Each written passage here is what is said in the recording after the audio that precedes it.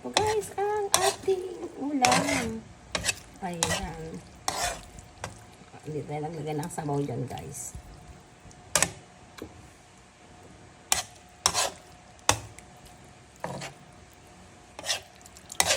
Yan guys, ang lagkit ng kalabasa.